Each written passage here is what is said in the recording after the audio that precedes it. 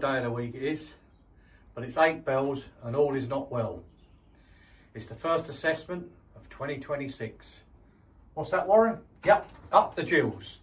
Your people gather round your town when things are on the up or things are falling down.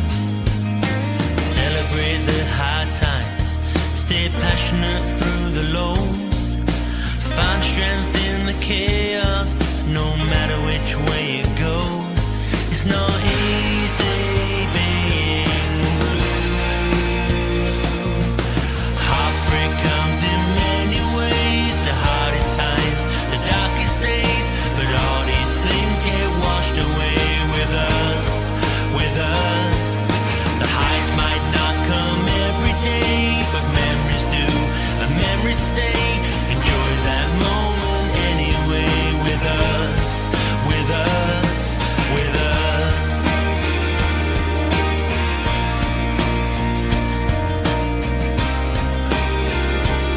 It's not easy being blue.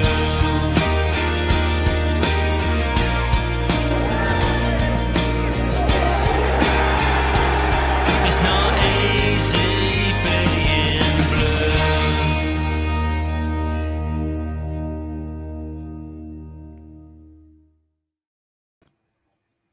Good evening, ladies and gentlemen, and welcome to the Not Quite Monday assessment brought to you by the View from the Medway Fancast. We are sponsored by Snodhurst Used Car Service Station and Wicked Creative, and in partnership with Sports Social Network and Her Game 2. So 2025 has come to an end, thank God. 2026 has started. Oh dear. Myself and the panel will look over the Swindon game and then have a look at the aftermath that has been social media since the game. Let's see who is on tonight's panel. Good evening, guys. I'm joined by Dwayne, Mike, and Warren. How are we doing, boys? Very well, mate. Very well. Well, that was cheery. Well, you know, we're just bottling it out for later, mate. Just gonna let it roll later. I don't blame you. We will start with the lineups. We had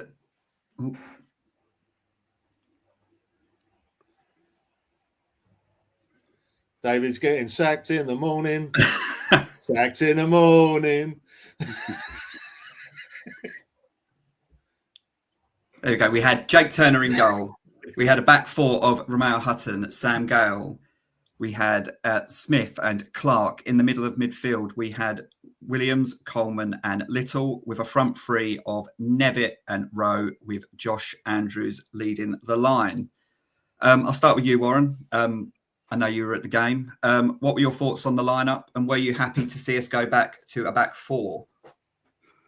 I was happy to see us go back to a back four, but Gow and Smith, I'm afraid, yeah, you can't play them in a four. Sorry. I know people are going to lambast me for it, but Gow needs a break. Smith ain't good enough, and we need some experience now. They might be good in a couple of years, both Gow and Smith, but at the moment, them two as a partnership in a back four scares the life out of me. And it proved that where there was two, that Swindon had two chances and scored two goals. But my biggest concern is playing Williams again. Why? He offers nothing. Absolutely nothing. I just cannot see for the life of me why any manager would want to pick him. Bit disappointed that McKenzie wasn't playing. Maybe it's just give him a rest. I mean, he's played nearly every game. But apart from that, I just didn't like the setup at all. Come to you, Mike. What were your thoughts on the lineup, and were you surprised that there was, I think, another four changes? Again, the front line changed. As Warren's mentioned, Dak was taken out for Williams. And League Two left back of the year, returned to the team after his break from playing. So what were your thoughts on all of that? So I just finished my laughter at the League Two team of the month. Oh God. Anyway, I do agree with Warren that Gale and Smith in the centre. It's a bit of a terrifying pairing. Not so much on Gale's part. I think that he's played a lot of games and he does need a rest. And with Masterson coming back, that's going to be a good thing. The thing is, what I noticed. I'll go into the game a little bit later on, but again, there's a little bit of like square pegs, round holes kind of thing. Having Nevitt out on the right is, yes, he runs all game and everything like that, but that's not what we got him in for. That's not what we bought him for. We didn't buy him for that purpose. We didn't bring him in for that purpose.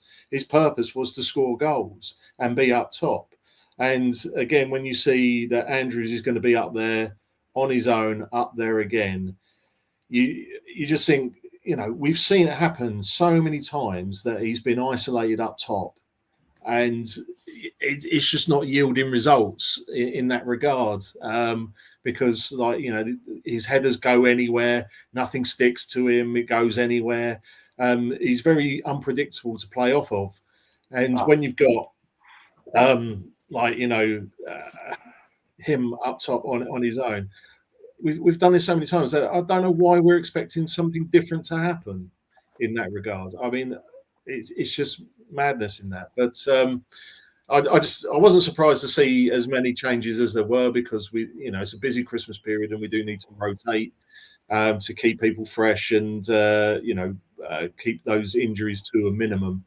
But when you're playing away against Swindon, who are high flying, and if you've got any seriousness about making a dent in this season, and at least challenging and contending, that's not so much the lineup that I would go for. And welcome back, Dwayne. Thank you. Can you hear me? Can hear you, mate. Yeah. Perfect. So obviously you were at the game as well. Yeah.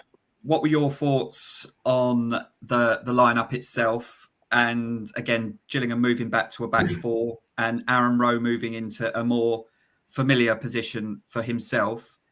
And I don't know if you caught what Mike said. Obviously, we got a busy period, lots of rotation. Were you surprised that Gareth did rotate, considering the form we've been on and the players that he actually left out for such a big game? No, I wasn't surprised to see a bit of rotation. I was pleased to go back to a back four, to be honest with you. I always prefer a back four. I think Rowe as well as a wing back just is a no. And I quite like to see him up there as a winger, because I think he has got something to offer. I was a bit surprised, with obviously like Bradley missing. But I wasn't totally against the lineup when I saw it. I thought it was okay. I thought it was good enough to do a job. Right, and now we move on to the fun part. We move on to the game. We move on to the game itself. So, personally, it's one of those weird ones. I didn't think we actually played that badly, really. We just switched off at two moments. And unfortunately, as you can see in the second row down, they had two shots on target and both went in. Warren, I'll come to you for your overall outlook on the game, and just, if you can, what do you think Gills did well, but also what do you think they can learn from this? Because again, it was just two lapses in concentration as cost us dearly. Yeah, I mean, first of all, looking at the stats there, 7 yellow cards in a game which there weren't a bad tackle is ludicrous. And the referee was really poor, right? And I'm fed up of keep talking about referees in this division. But that it was just awful.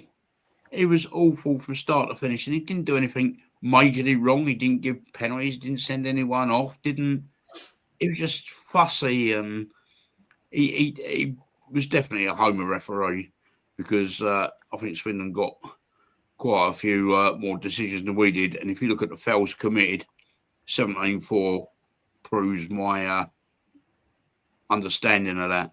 At the end of the day, we played all right. I mean, I'm not saying it was a bad performance, but the 2 goals, you got to be able to switch on when you're defending, especially against the likes of Swindon, that was being quite a free scoring team who averaged roughly about 2 goals a game. It was just poor. It just reminded me of the last couple of seasons, where my biggest thing about this year was at the start of the season and at the end of last season, there seemed to be a real togetherness amongst the players. Now they look confused as hell. I just don't know what it is. There's none of that battle and ferocity that we showed in certain games at the start of the season, where we got back into games like the Bromley game. We just didn't look like scoring. We never looked like scoring again. The forward play, I don't get the patterns of how we're trying to play, apart from we moved the ball up to Andrews and hope that the Sheriff's Badgehead Never heard that before. Directs the ball in the direction of a Gills player. I just honestly, I just don't know what it is for this team. After 21 unbeaten, you're thinking, well, Gareth's got this moulded into a real team. They're a real hard-working, gritty, workaholic side, and that's gone. And I'd like to know why it's gone. Is it because of bad management? Is it because of poor players? Or is it because this constant rotation? I know Mike touched on it about, we've got to rotate players. No, we ain't. The best teams that have won things like the Invincibles of Arsenal, when under Pulis we got promoted, Liverpool's title winning team in 78 or whatever, where they conceded the fewest goals, they played the bare minimum amount of players in that season. And all this chopping and changing is rubbish. It's new fangled outlooks with stats and whatever.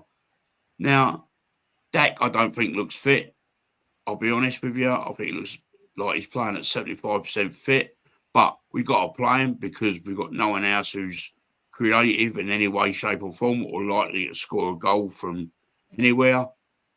I'd like to know what's going on inside that dressing room, because it can't be any coincidence that after 3 years of the same old shit, right, where we flattered to deceive at the start of the season, come October, all the way through into December, January, we're just poor.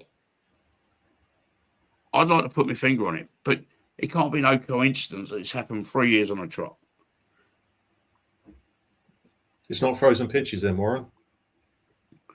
Oh, mate, frozen pitches. I'd like to be able to talk about frozen pitches, but all I can think of is frozen figurines trying to defend corners and free kicks on the edge of our area. Mike, I'll come to you next. Obviously, we saw the return of the forgotten man, Johnny Smith, came on for a little cameo. How important do you think he could be? Obviously, if he does stay and we don't send him back early from his loan.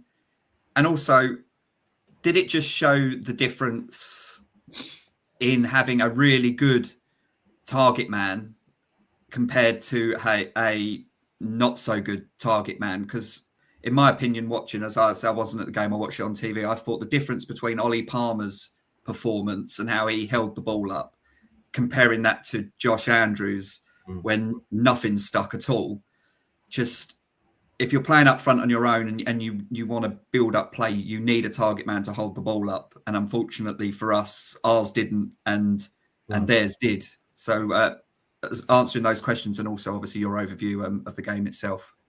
Well, first of all, I'd like to say that I don't care too much to speak about Warren's sheriff's badge, rusty or otherwise. So we'll leave that well behind. But in terms of Johnny Smith and the contribution that he can make, a fit Johnny Smith would walk into our side as it is at the moment. And I would love to see us play a 4-4-2. I would love to see us try and do that, so that we're not relying on Hutton, with his crosses, if you can call them that at times, and also how at least give Andrews a situation where someone is actually close to him when he's actually going up for these balls. That I get nothing sticking and whatnot. With him at the moment. I mean, that's a different issue altogether, but it's very important for the target man role. But I would love to see Johnny Smith on the right mid, pushing forwards in a 4-4-2, because that seems to be the only formation that we don't really try. Is that the only one that's missing this season? I think out of all the chopping and changing we've done, I don't think we've really tried a 4-4-2, have we? Unless anyone can tell me otherwise. If we did do a 4-4-2, it was probably one of those diamonds. So it was without wingers. I don't recall us doing a 4-4-2 with wingers.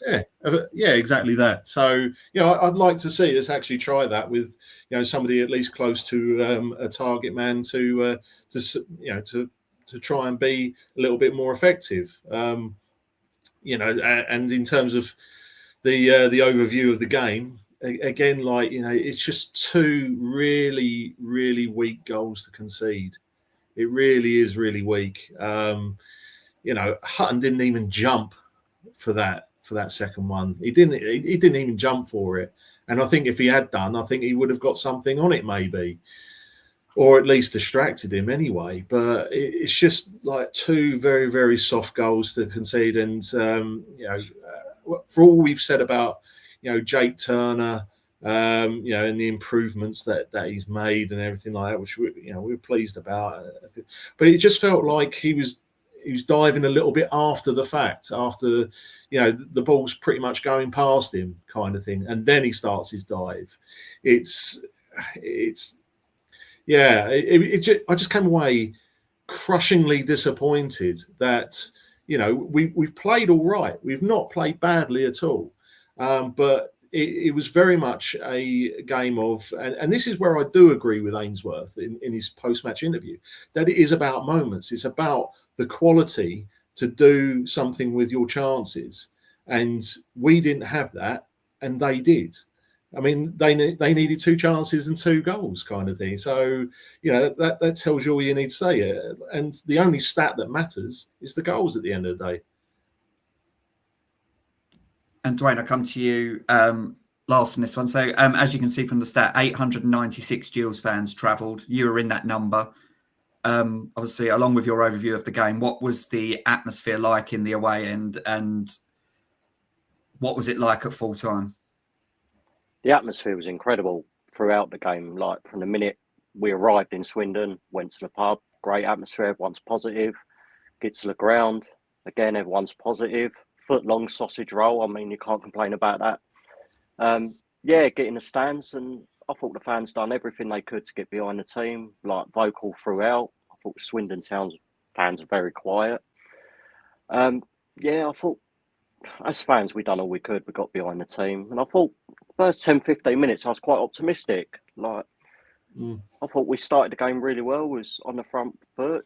Johnny Williams was running around like a lunatic, chasing every ball. Headless chicken. I think that's more like it, isn't it? Really, yeah. And then, I think once Swindon then settled into the game, I wouldn't say they were a better team, but I think they looked better on the ball. I thought we were very slow at closing down their players. I thought they passed the ball around probably a bit better than us without actually creating anything major. And at half time, I think it was all quite positive at that point. I mean, I think we'd have all taken a 0-0 at half time at Swindon based on what's been happening recently. But I think for Gills to get anything from a game, especially a game like this, I think we have to score the first goal. Because I think every time we concede a goal, we just see the heads drop, don't you, generally? Although on this occasion, I thought we actually, when we did go a goal down, that was probably when we actually woke up a little bit. But I don't know. I just think as soon as we went 1-0 down, I don't know. I thought that was it. To be honest with you, I couldn't see us coming back into it. I mean, sorry, just to sort of like add to what you're saying there. I mean, in terms of like the mentality, whenever we go a goal up or a goal down. Now, I've touched on this like earlier in the week that I seem to have like the opposite point of view to you. Like when it comes to like when we score a goal, we seem to be in this habit of inviting the pressure. Like we're absolutely terrified, and then it starts becoming a case of like when rather than if. We concede a goal because we're inviting that kind of pressure. However, when we go a goal down, our mentality to chase the game is absolutely fantastic. But the thing is that our mentality when we go a goal up is completely different, and it's a bit it's a bit arse about face if you ask me. It's rather than sort of push for a second goal when we go a goal up, we don't do that. But whereas like we're 1 goal down. We might as well start a game a goal down because like the mentality that comes with it seems to be absolutely fantastic, and the effort to try and get back on level terms is absolutely brilliant. But whenever we go a goal up, it's just a completely different experience, as we found with Barrow. Oh, sorry, Mike. Whose fault is that then? Because I think Warren's stated many a time about the lack of leaders that we have on the pitch. So when this does happen, whose job is it to get us out of that? Is it some senior players? Is it Gareth himself? Because, like you said, it does seem to be a reoccurring pattern that if we do go 1-0 up, we do sit back. Yeah. And the fans get on edge as well, because we're now at that point with the club where we're almost waiting. Like every time an away team or if a Priestfield attack, I'm always thinking, oh my God, don't cross it, they're going to score. And that must breed onto the pitch as well. For me, it would be a case of, look, the saying goes, you win as a team, you lose as a team, you draw as a team kind of thing, so it's a team responsibility. That goes from like, manager through to how that's conveyed, through to how the players interpret the instructions and the ability to carry out those instructions as well. Everybody's got their job to do. But the thing is, like when you've got something like pressure coming onto you, and you're inviting that onto you, I think, there's also a confidence factor as well. Having the confidence to go and push for a second goal rather than, oh Christ, we need to hang on to this and end up, bottling it. They're two different mentalities entirely. So in terms of like whose responsibility is it? It's everybody's responsibility, because you've got to be mentally tough enough to cope with that. If you're a professional footballer, if you're a professional football manager, if you're a professional coach, you've all got to have that mentality to be able to cope with that and adapt as well. The problem is, Mike, is it's all right having a mentality or not having a mentality. But you've also got to have football players who can actually play. Now, how slow are we at moving the ball? How good is our ball retention throughout a game, throughout 90 minutes? Yeah, how many times do we play the ball in players and you just know it's going to go ping 10 yards and his second touch is going to be a tackle? How many times do we not pick up players in the box? How many times do we allow players to be taken on and got round the back of? I honestly believe that Gareth made a real mistake at the end of last season. Based on what he'd seen, he thought that he'd got a mentally tough squad, and he was probably feeling quite vindicated by the fact that we went the first God knows how many games of this season unbeaten. And then suddenly everything goes back to where it was. Now, I keep bemoaning the fact of leadership. Now, leadership only gets you so far. You still got to have players that can play. Yeah. I mean, I'm going to put it this way, Warren. Like, this is the reason why I said, look, you know, it's about the ability of players to carry out those instructions. I specifically named that for that very reason that you said, about having the ability to actually do these things, to do the basics, to carry out the instructions that are relayed to them. Because without the ability, the whole lot falls in the bin, doesn't it? I mean, the problem with our team at the moment, we're just so robotic. It's knock the ball up to Andrews. Let's get a throw in where Hutton won't find a man. And we might pick up some pieces from the end of it. It just, we haven't got anyone that can change a game. Bradley, yeah, he'll change a game. He's by far and away our best player, but I don't think he looks fit enough. And we look at a 4-4-2. If we was going to play a 4-4-2, where would you play Bradley Dack? Yeah, I'll just put him in the middle. I think he could do it. Like, you know, but he hasn't got the legs to do it. Unless you play him up front, right, as a second striker in a 4-4-2, he hasn't got the legs to play centre midfield. So in a 4-4-2, right, at this level, you've got to have two central midfield players that can get around, back and forward. So when we're all lambasting the 5-3-2 or the diamond and whatever, but to fit Bradley Dack in the team, you've got to play a diamond. You can't play wingers. You can't have three passengers as such when you're defending. He didn't even start the game, Warren. If you've got two wingers and Bradley Dack, plus your two strikers, right, you're basically playing 5v whatever. So we lambast. I'd love to play 4-4-2, Mike. Really would. But you've got to have the players to play it. And all of us would want to see Bradley Dack in the side, but I just don't see where he'd fit in a 4-4-2.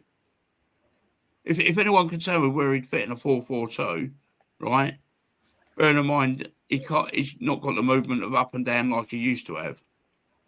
And the fact that I think he's still only 75% fit. Where would he fit? The only way you can get him in is in a diamond in a 4-4-2. I think you've got to do a 4-2-3-1 or a 4-3-3 really to get him in. In a flat 4-4-2, you wouldn't be able to get him in. Exactly. And this is what I'm trying to say, and that takes away a lot of creativity, or the only creativity that we've got within the side. I mean, we've played with wingers, Rowe, Nevitt, Palmer Holden, Smith, McCleary, right? Now, what's happened to McCleary? He didn't make the game for the warm-up. Yeah, we've heard nothing since. Right? I mean, at 38, yeah, he's going to have brittle bone disease, but I mean, but it's ridiculous. We've got all these players. I mean, what do we do in January? Is it shit or bust? Right? Blow the budget for next season? Or do we carry on with what we got? And I reckon it'd be minimal.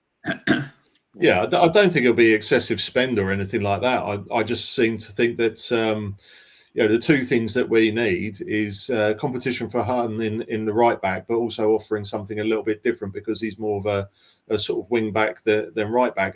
You know, a similar situation to what Sereno offers a different kind of option to Max Clark, even though Sereno can't even bloody get in the team at the moment. But, we need something there. But the thing is, again, this sounds like I've been banging this drum so many times that if we get a striker and if we want that quality, if you want it, you've got to pay for it. You've got to do it. It's the one position that you can't scrimp on if you want that quality. I'm not about to sit here and say, oh, we should go in for this person, we should go in for that person.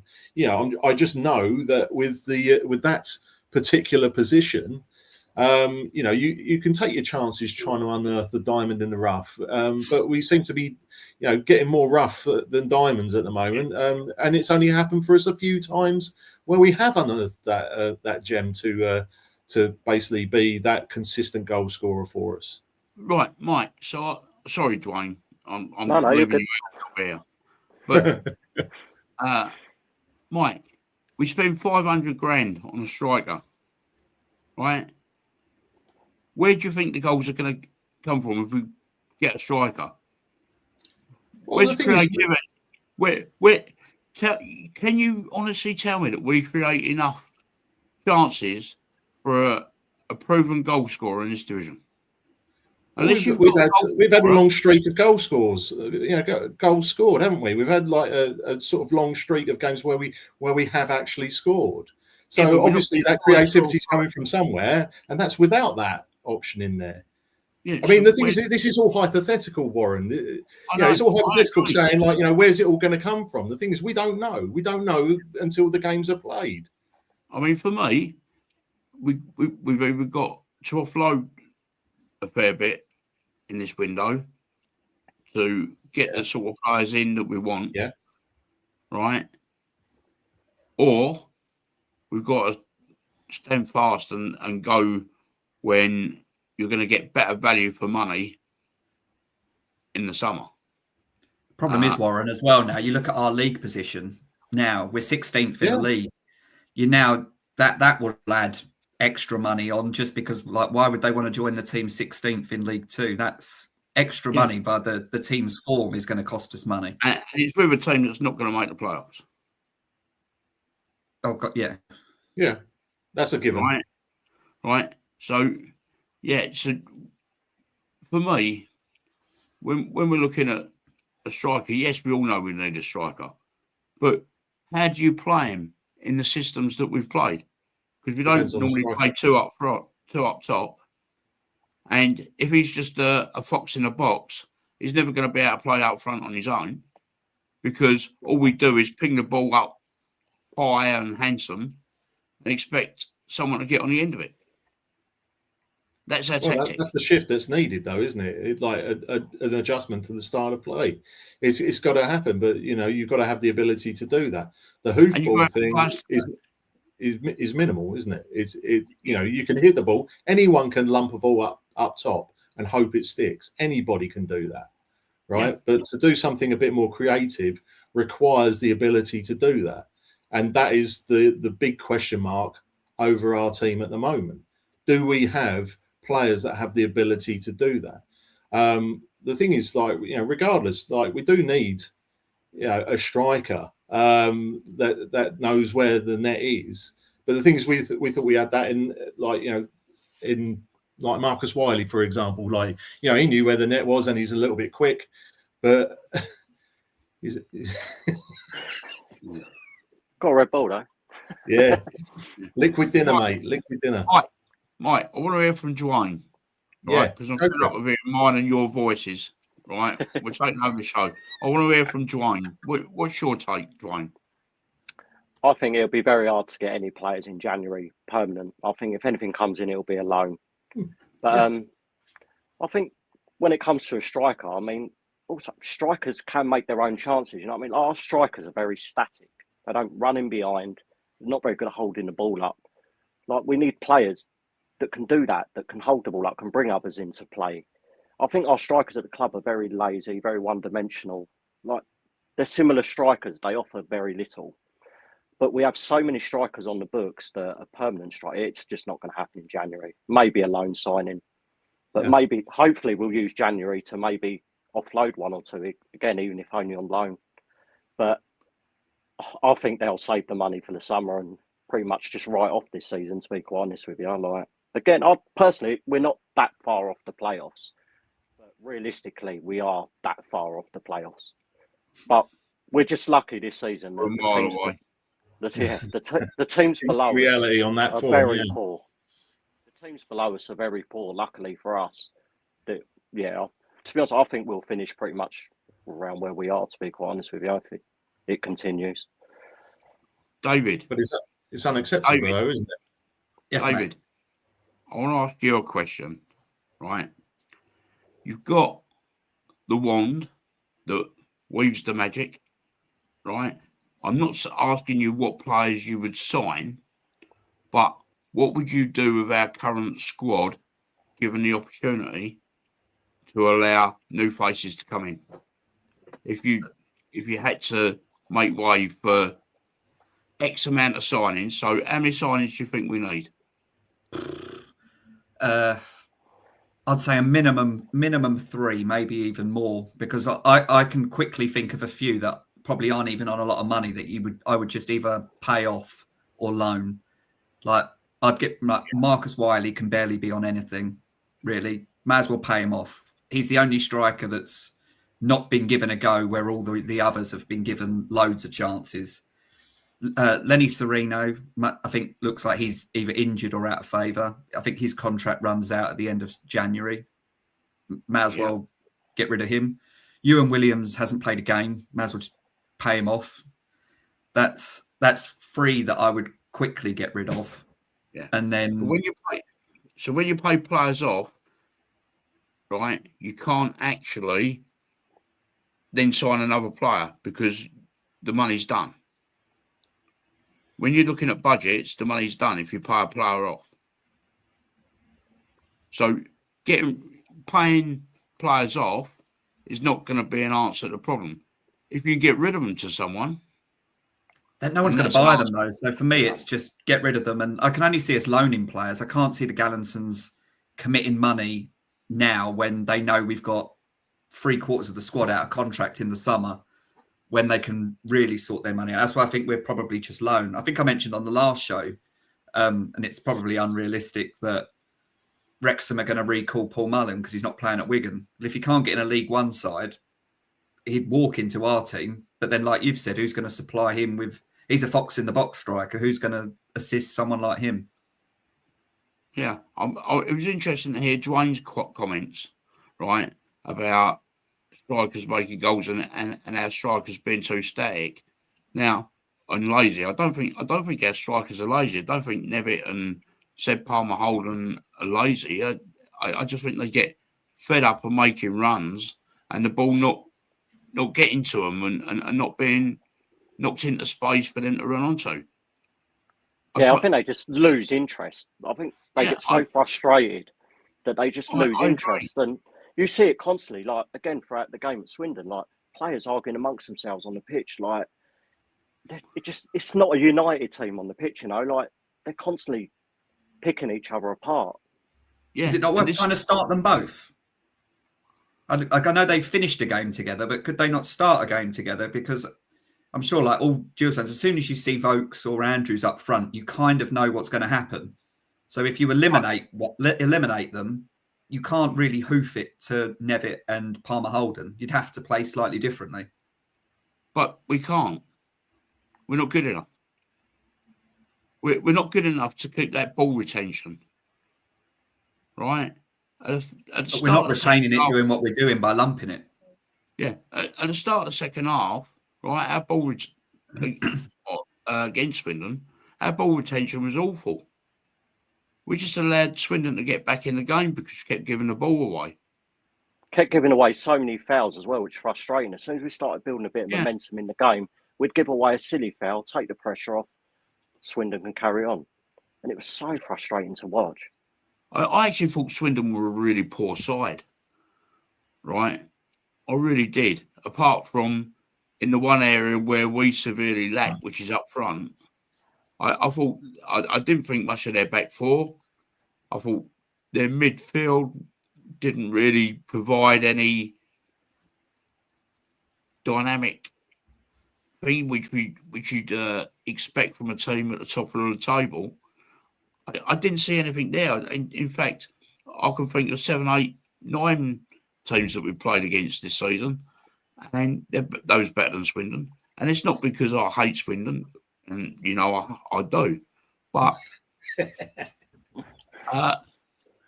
they just didn't have anything there, I just felt that those there for the taking, and we just didn't put anything into it. Did you notice that in the first half that Swindon were doing all the stuff that we've done in previous games, like the long throw, the lumping up, and everything like that?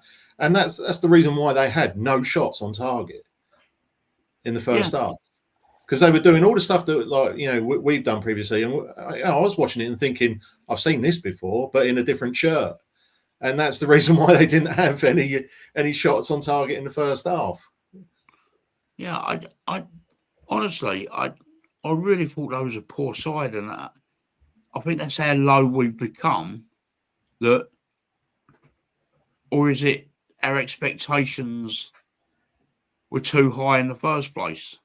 Was we really that good during our 21 run unbeaten that we all thought that this group of players were a bunch of world beaters that we'd never that was going to get us promoted? I certainly fell for it. This year, I certainly fell for it. Right? I think we were just winning the tighter games, weren't we? We were winning the tighter games, and now we're losing or drawing the tighter games. Yeah. So when I did the Project 8000, right, it's because I really believed in these players. I really thought that this year would be the one. I thought with Gareth doing what he was doing and whatever, I honestly thought we were getting playoffs bare minimum. The team were playing okay. They was battling. They was working hard for each other. They seemed to be a real tight-knit group. And then, as Dwayne just said, against Swindon, they're all arguing, they're moaning, they're whinging. There's not that tightness amongst them. And if you haven't got that team ethic, that team spirit, you ain't going to win any games. Question for you, Warren. Okay. So, I mean, when we went on that... Okay, case closed. When we went on that unbeaten run, okay, the thing is, like, take, for example, the Bromley game. We had that unbeaten run at stake. There was that extra impetus for the players to get that little bit extra out of themselves and their ability, kind of thing, to the point where they've forgotten how to lose, kind of thing. And then when that came, would you agree that, you know, it's a two-part question. Would you agree that, you know, when that unbeaten run came to an end, that they thought, well, that's that done, kind of thing, and that impetus went right out the window and came with it a mentality shift? And also, have we gone so long where, you know, we've forgotten how it is to win and what is required to win? Can't tap into that kind of feeling to get that win? I think the mentality of players is very weak. It's been proven that over the last 3 years. The mentality of this, or the majority of this group of players, is very weak.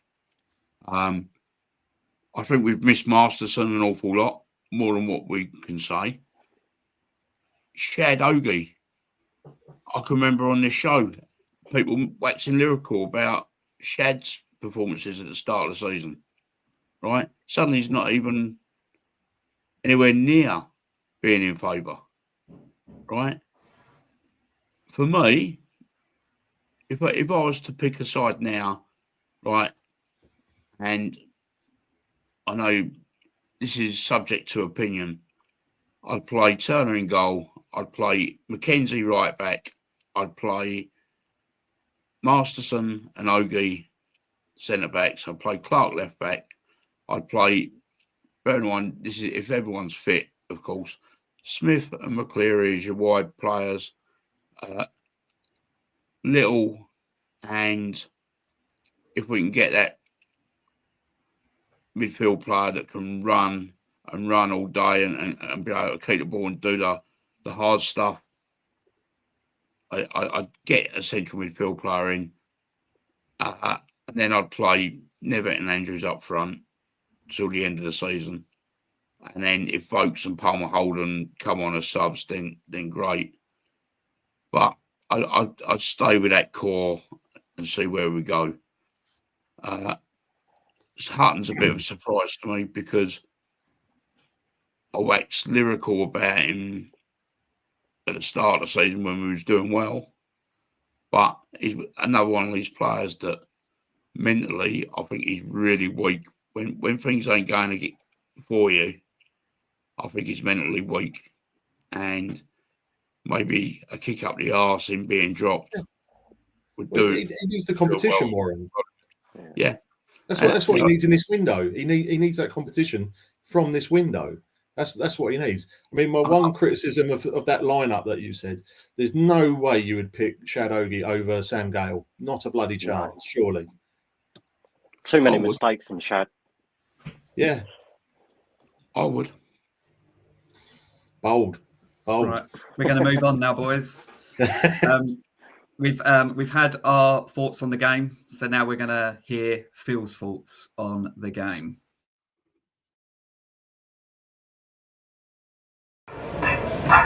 I'm not even sure I have any words for that. We started off so well. We looked like we were going to have a great afternoon, and then it all went to pieces. Set piece goal that they had, and then our tails went between our legs. When they got the second goal, it was only going to be one result, wasn't it? I am so angry, so disappointed. Well, what can I say? Up the Gills. You can tell Phil's angry. You can. So Phil's getting angry. There's no hope. Exactly. We're going to move on to our man of the matches. And Mike, you went for your wife's favourite, Sam Gale. Yeah, I was going to say this is Mrs. G's man of the match. No. So the bar was low. Let's put it that way. It was very difficult to come up with any sort of creative players that would be worth that. I mean, I don't think there was much that Sam did wrong. There wasn't too much he did wrong. He made some vital interceptions as well. I mean, I said before the show, I really struggled with this one. So this may be like an opinion that's disagreed with everybody, but that was the only one that sort of came to mind. But it was hard to find someone who really excelled in that game, despite us not playing that bad. Cheers, mate. Were you expecting more? No. Warren, you went for Aaron Rowe. Yeah, it could have been any one of 11, but for all the wrong reasons that it was very hard to pick a man of the match. I thought after all the recent criticism of Rowe playing left wing back, he did all right. Nothing special, but he was probably all right. Rest of them, as I say, it could have been any one of 11, but for all the wrong reasons that you can't pick an outstanding player. Fair enough, mate. Dwayne, slightly different. Yeah. You couldn't pick anyone. You went for the fan. I didn't know that was an option. Damn it. No, I went for the only consistent performer on the day. Like I don't think anyone stood out. I don't think anyone had a particularly great game. I think maybe Sam Gale. Yeah, he had a couple of decent tackles in there. But I'll give it to the fans because a lot of us as well travelled up on the train, went up from Paddington, faced quite a long delay. We got stuck behind a signal, so our journey increased by about an hour. So we had to go hunting down for some beers on the train, which was nice. But we still got there in time for the pub. All in full, boys. And I thought throughout the game they were outstanding. From the minute we took the seat to the minute we left the ground, full voice, 1-0 down, 2-0 down, still singing our hearts out for the lads. Like I say, he's the only man in the match, really, to be honest. It's a good one. And I went for Aaron Rowe as well. Bit like you guys, really. For me, it was very hard to choose. I thought first half he definitely looked a little bit more lively. He looked as threatening as a threat can be in a game where not a lot happened. But it was nice to see him. He made a few runs. He looked slightly threatening when he got the ball, and I thought we looked worse when he went off. And I never thought I'd say that about an Aaron Rowe performance. But yeah, that's about it really on on the whole thing. I thought, to be fair, I did think Elliot Nevitt played relatively well, apart from when he was through on goal and decided not to shoot. But I thought he was going to be my second one, but then I thought I couldn't vote for him. I'd get too much stick, so I thought I'd go for Aaron Moore. And then we will now look ahead to the game that may or may not happen because of Mike and Warren's favourite subject. There is, I believe, a pitch inspection tomorrow to see whether the game will go ahead. But if it does, Notts County's last 5 are win, draw, lose, and we are draw, lose, draw, lose. Before we get onto this, I've been on social media, as I said at the start, because there's been a lot of talk amongst Gills fans over the recent days. And I took a print screen of something, which you may have all seen. I'm not going to take any credit for it. Here we go. Hayden Parry tweeted Gills' calendar record. I don't know if you saw this. No. For 2025. But for 2025, we won 12 games, drew 24, lost 11. And under Gareth Ainsworth, we've won 10, drawn 17, and lost 5. And in the last 10 games, we'd won 1, drawn 7, and lost 2. This was prior to the Swindon game. So draws obviously stand out there. Why is it? And again, this is probably a really hard question to ask, because if we had the answers, we'd probably be managing the club. But why are we drawing so many games? Why are tight games difficult for us to win? I'll start with you, Warren. Because we haven't got enough quality. During our run of 21, we had whoever was on the pitch playing their hearts out for each other. That's gone. All they want to do is whinge, moan, berate, argue amongst themselves. There's something that severely goes on in that dressing room. I'd like to know what it actually is. But the one stat that I'd really like to know, and I'm sure someone's got the answer somewhere, is out of our current squad, who's made the most chances creating opportunities, and where each player falls in that category. Because I don't see any real creation of chances as such. I see bits of luck where we lob balls in, but I never see any pattern of play which creates. I mean, you take the deck corner routine, take the Johnny Smith goal at Newport. There's not that many goals that have come from our own creativity and doing something different. And I'd just like to know that stat. But for me, we've lost that buzz in the dressing room that we had at the start of the season. And what do we do to get that back? I can ask for 10 new signings during the transfer deadline. I can ask for 10 players to go. But unless you create an environment in which the players enjoy coming into, then where do we go? How far can we drop? Mike, I've got another question for you. This one I've seen quite a few people mention today. The silence on social media of the Gallinsons and Joe Comper. Is this something that bothers you? Is it something that should bother Gills fans, or is it something that we got used to seeing and now it's not there? We're wondering why it's not there. I think, and this is purely speculation, on my part, that when the Gallinsons came into the club, they felt that engaging with the fans, on a regular basis was going to be like, the best thing to do and the easiest thing to do as well, kind of thing. Because I think that was one of the major criticisms of the previous regime, is that, the connection to the fans just it just wasn't there in the end, and that's putting it in the most mild way that I possibly can do. I mean, personal feelings aside.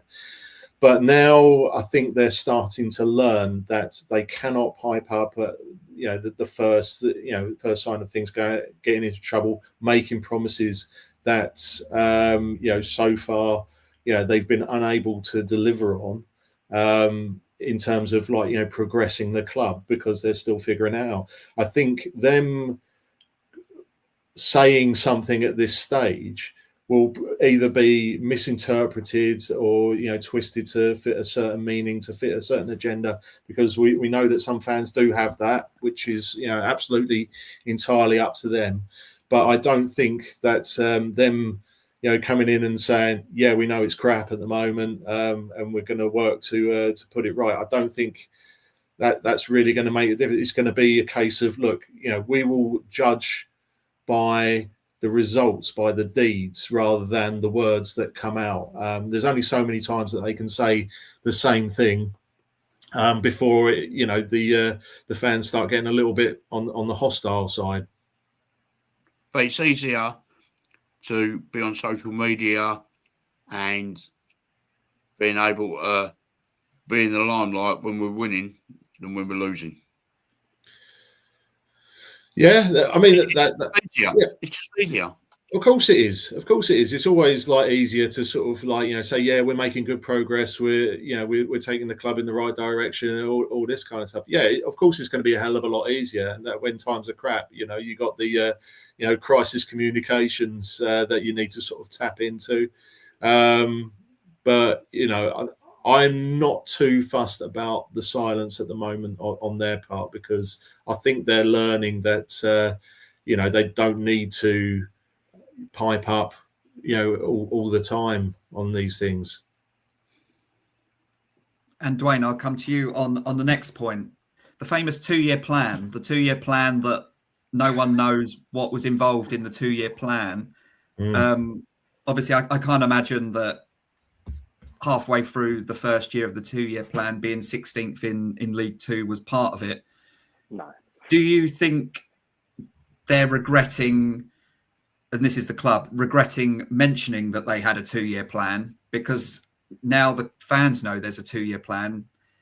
We're pretty much writing this season off. It's going to put an awful lot of pressure on next season, especially when you see the number of out-of-player contracts that we've got, which meaning a whole new squad are pretty much reading into it. Year 2 is clearly going to be promotion that they were going for. Do you think they're going to regret this 2-year plan?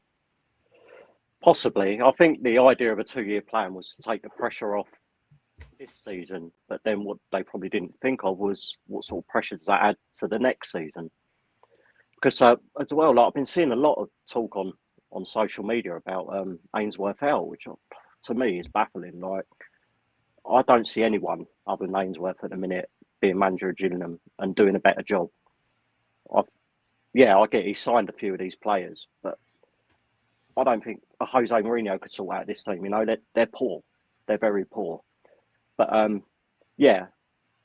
think at the end of the second year, if Gills are in this position, I think, it could be gone. But I'm backing Ainsworth. I fully back Ainsworth. I think the squad's quite poor.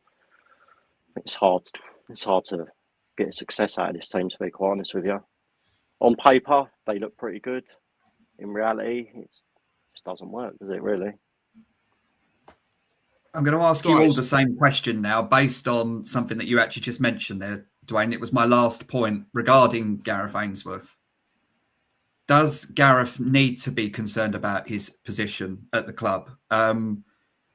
All these predecessors, who we try not to mention on the podcast, but it's impossible to get through one without mentioning, have never been on a run of 1 win in 18 games. Gareth has now been on a run of 1 win in 18 games. Should he be worried about his position? Or again, will the club said at the start of the season they were going to back him for this 2-year plan? Would it make their position look weak if they don't now back him? And I'll come to you, Warren, first. Yeah, I don't like 2-year plans. At the end of the day, this is the season, and the majority of the new age football fan, they want success now. I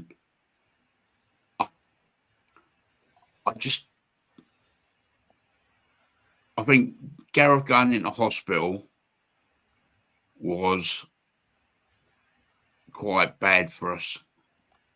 And Gareth not being around the football club and the players for that period of time when everything went wibbly wobbly didn't help us. Under Bonner, we was calling for Bonner's head when he went through a spell like this. Under I forget who the other manager was. Clements. When Clements went through a spell like this, everyone was calling for him to go. I'm surprised that Gareth's got as much support as he has, but I can also. Why do you think that is?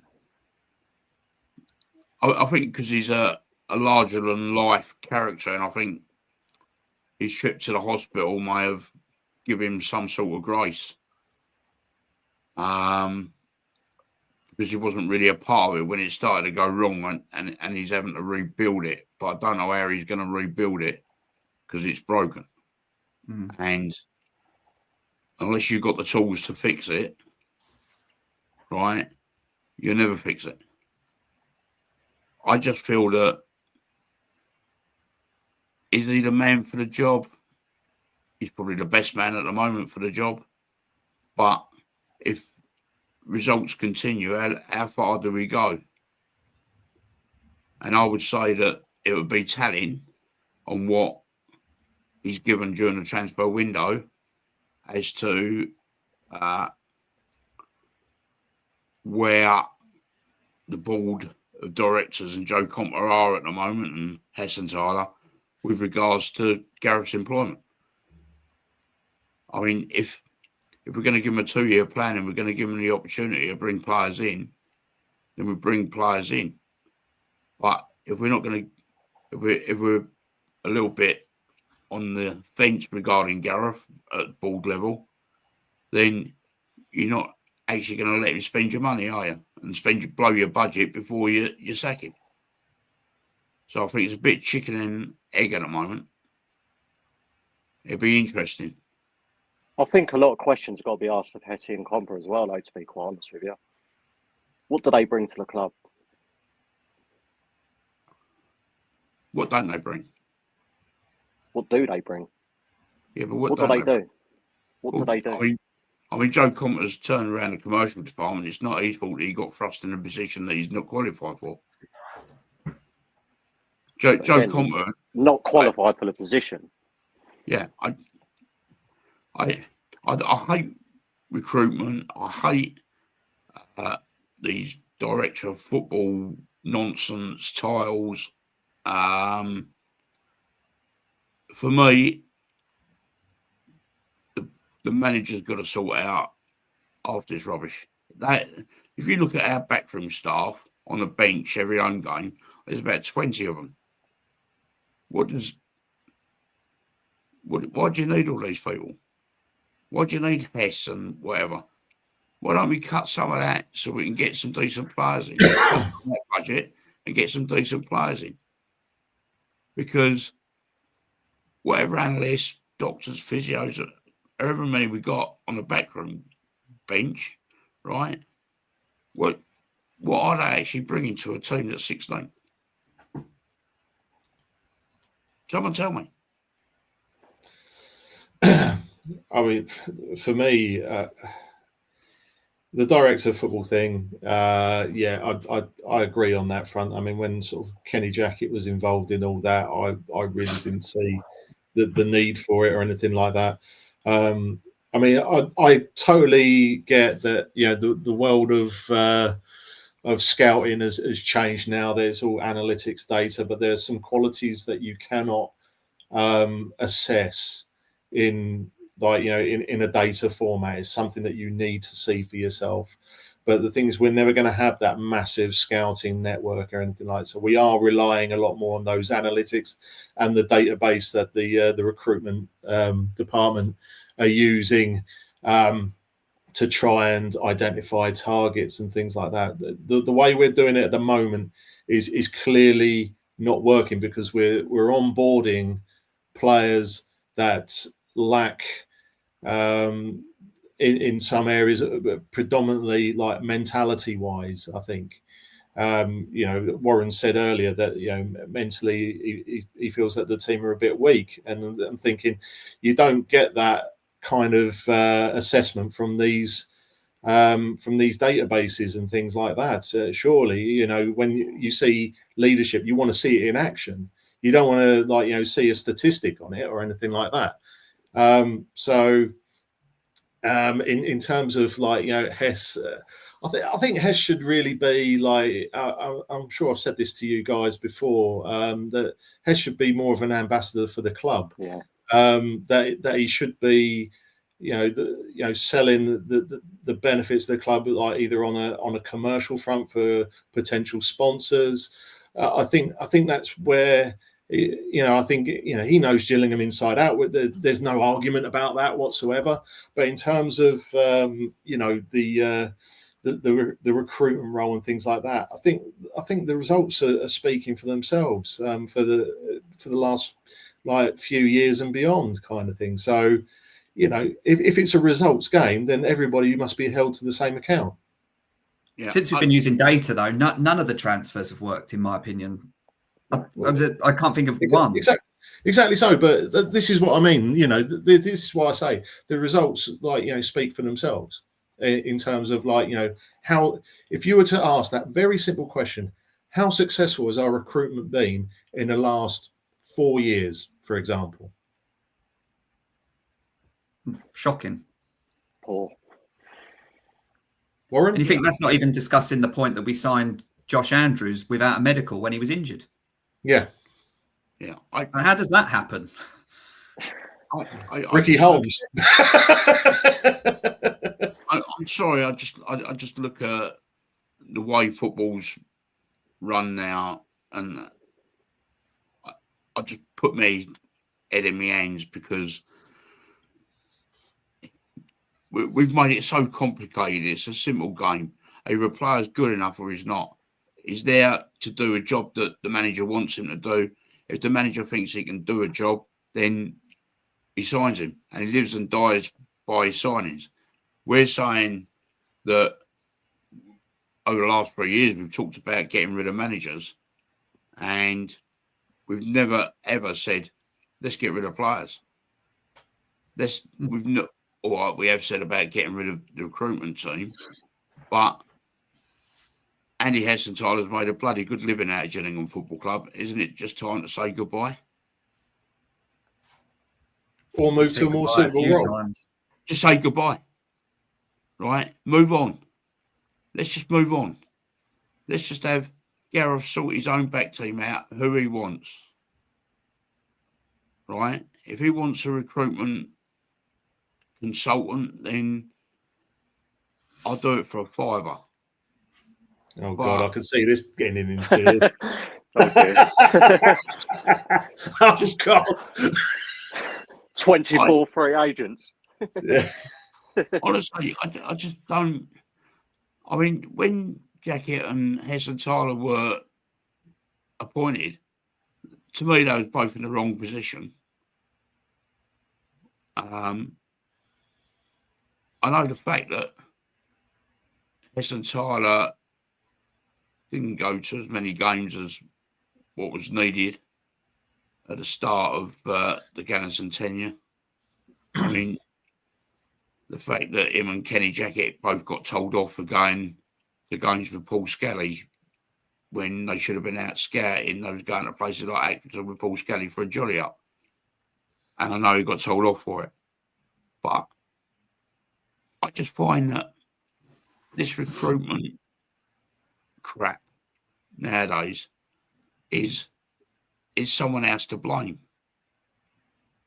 Instead of taking on responsibility for your own actions, we're looking at blaming someone. And whether it's manager can blame recruitment can blame Joe Comper can blame the Gannisons. And us as fans, we blame the players, we blame the manager, we blame Hessenthaler, we blame Compton, we blame Gallinsons, because all we want is a modicum of success, a little bit of hope. Every season there, I don't care if we win leagues. I don't care if we get in the playoffs. All I want is a team that goes out and battles for the shirt every week. Now, at the start of the season, I was more than happy with that. Right? But the last few weeks, I'm less happy. Yeah. So I'm getting a bit conscious of time. So I'll just come to you, Mike, regarding Gareth Ainsworth. Just a quick answer. Should Gareth be concerned about his position? Yes or no? No, I think he'll be afforded the time to push the club forwards, because there are the lessons of what's happened with all the previous managers since Neil Harris. That is very rarely the answer. And I think the manner of which we were playing, which led to the dismissals of all the previous managers, it's not really happening that way for us, kind of thing. But the results have said otherwise. I think it will be afforded the time. So that's your quick answer. All right. And Dwayne, finally with you regarding Gareth. Say again, a hindsight question. Say we don't win in January. Do you think us as a fan base will turn on Gareth? Some of the fan base already are, judging by what's on social media. But of course they will. If you're not getting results, it's going to happen, isn't it? But I think the club will stick with him until the end of the season, providing we don't majorly decline. I think it'll get to a point potentially where they're forced to sack him, but unless it gets to that point, I can't see him sacking him. I don't think they should sack him. Yeah. No, I agree with you. I hope they don't. But as I said, it's a results business. If it goes on, there will be a point where they're at the point of no return. But I would like us to stick with him and see where we can go. Again, just want to thank the sponsors, Snodhurst Used Cars Service Station and Wicked Creative, and our partners Her Game 2 and Sports Social Podcast Network. If you're not already, we are on Facebook at The View from the Medway. We're on Twitter, or X as it's now called, The View from the Medway Fancast, or at TVFTM. And we are also on YouTube, The View from the Medway Fancast. We will be back at our normal slot, frozen pitch permitting, on Monday at 8 p.m. Chris will be back to look over the Notts County game if that does happen. Is there anything anyone else needs to say before we say goodbye? Only that I hope that Warren gets his rusty sheriff's badge sorted out soon. Yeah. Something needs to happen, because there's for the first time, I mean, I haven't started plotting my annual leave for a Saturday between now and the rest of the season. And I think they're saving me annual leave days for next season, because I've got nothing that I can see that's going to change in the next 3-4 months. Dwayne? Just in Ainsworth, we trust. Keep going, Ainsworth. He'll be okay. He'll be okay. And the transfer window has opened, so over the next month and over the next few shows, obviously, if anything does happen, we will discuss any ingoings and outgoings. As I said previously, we will be back 8 p.m. Monday. Chris and a panel will look over the Notts County game if that does go ahead. I will just say thank you to Dwayne. Thank you, Mike. Thank you, Warren. We have been The View from the Medway Fancast. Up the Gills. The View from the Medway.